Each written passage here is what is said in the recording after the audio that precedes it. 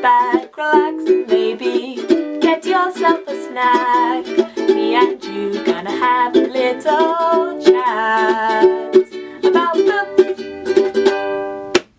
Hey guys, so I am here today to do some book reviews, and I'm actually going to be reviewing two of the books that I chose to read for Blackathon. So I'm really excited that I managed to get to these two really early in the month of February, and I wanted to talk about them and tell you guys what I thought. So the first one I'm going to be talking about is The Daughters of Nri, and then the second one that I'm going to be talking about is this one, An Unkindness of Ghosts. So let's just dive straight in. So this one, in fact actually both of them, I picked up the audiobook for as well as having the physical book, because I tend to find that audiobooks I get through quicker, hence why I actually got to these really early in the month. And I have to say, first up, the cover for this one is absolutely stunning. It is beautiful, like one of the most beautiful books ever. Just love the representation right there on the front, and it's just really clear that this is a Black author writing about Black characters, and that's actually a really key thing for this book. I think the author does a fantastic job of really describing the characters and their heritage, and the fact that they are Black, and the fact that they have different textured hair, and they have different ways of treating that, and they also have different coloured skin. Like, she does not shy away from describing these characters, and it's really prominent, and I really like that. And I think this is a really good book for representation of Black characters in fantasy. So I really appreciate that, and that was a key kind of area. Now this book actually follows two twins. They are separated at birth. They actually end up in very different circumstances. One of them is raised in a tiny village and the other is raised as an orphan in the palace. So they don't know that they are twins. They don't know that they have actually got a heritage that links them back to goddesses and magical powers. And as time goes on, they kind of discover this through the course of this book. When they're coming of age and their magic is starting to come in, they start to discover what they are actually capable of, and they start to discover that the world that they live in, which is quite a brutal, kind of unfair world, is ruled over by this character who is supposedly fighting for justice, but actually keeps sending people to kill other people, and is pretty awful. It's quite a fraught world, and the characters in this world, lots of them are trying to fight back in their own way, sort of be rebellious. And the twins, who don't know they're twins and who are separated, they each kind of go on their own journey. So Nala is a character who is quite outspoken right from the start. She's really keen to be an advocate for people. She wants to fight back. She wants to do the right thing. She's determined. She believes in herself. She believes in those who she's with. And she's just someone who really wants to fight for justice and fight for herself and her friends. And she's not afraid of doing that by speaking out, even when it gets her in trouble. And then the other character, Sinari, is a bit more reserved. She's a little bit more tentative with her action. She kind of takes things in her stride and like weighs the options and then decides what she's going to do. So Nala, I felt, was much easier to get behind straight away. She was an easy character to like because she is kind of that rebel. But then Sinari takes that little bit longer, but I think her story does develop. I just think it was a bit slow going and the stakes were not as high for her from the beginning, although they do kind of ramp up nearer the second half of the book. But personally, I think that Nala was definitely my favourite of the two, and I'd be interested to see kind of more of her story over Sinari's. Now, they are both fighting back in their own way. They both are sort of coming into their magic and discovering about it. They're both with different groups of people. Sinari has a kind of mentor character who guides her, and then the rebel group that Nala ends up with is kind of like a group of friends who are all quite supportive of her. And I like seeing the camaraderie there. I think there were some nice moments between them. Personally, for me, this book is an easy read, but the pacing is a little bit slow going. I think the magic of this world could definitely have been bumped up a bit. I would have liked to see more of it. I would have liked a little bit more explanation as well. And there are gods and goddesses kind of in this, like I say. So it would have been cool to see a bit more interaction there too. Although this could all be stuff that comes into its own in book 2. So I'd be interested to know if any of you have read this one or the second one. What do you think of the second one? Does it ramp up the magic? I'd love to know. But I ended up giving this one a 3 out of 5 stars. It was very likeable, easy read. I'm not 100% certain if I'll carry on with the series yet, because I don't own the second one yet, so I'd love to have your thoughts. But it was easygoing, and I definitely am pleased that I finally picked it up for Blackathon, so that was really good, and I'd love to have your opinions. The next one I want to talk about is An Unkindness of Ghosts. This one is by Rivers Solomon. It's my first book by them. Rivers, as far as I understand, is an intersex person who identifies as non-binary, and that is really evident in the characters that they write. So this follows a intergenerational ship that is travelling through space called the Matilda, and this ship has been going for centuries. It's trying to escape Earth and take them to like the new promised land, wherever that may be. And along the way there's various generations that live on the ship, and we follow a character called Asta.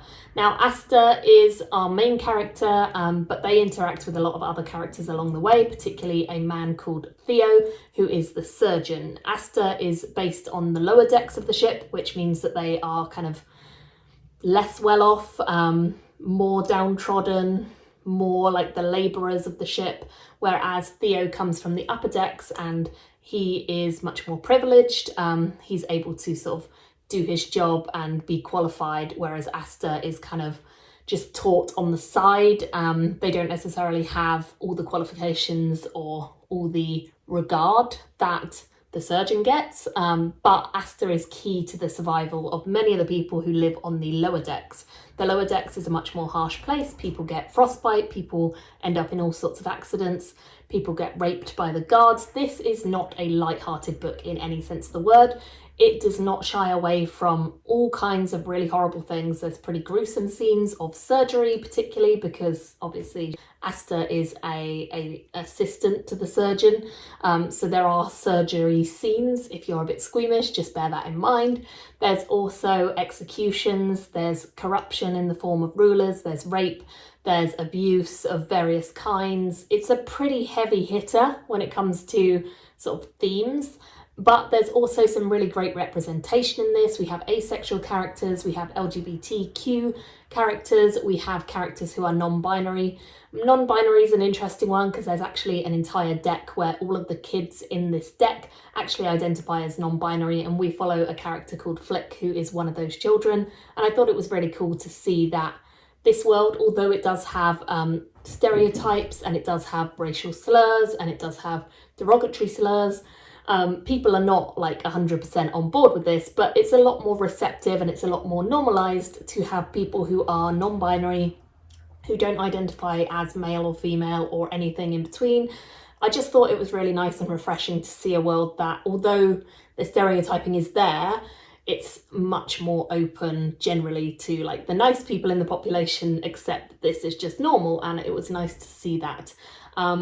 Most of the characters in this world who are downtrodden are darker skinned, much like Asta, and the lighter skinned people are often at the upper decks. So it's definitely a commentary on race as well. I think this just surprised me, actually. I ended up giving it 4 stars, almost a 4.5, 5 stars. But the ending was a little bit abrupt for me, and I would have liked it to be a little bit sort of slower at the end to take it all in a bit easier. I think it was really pow, pow, pow.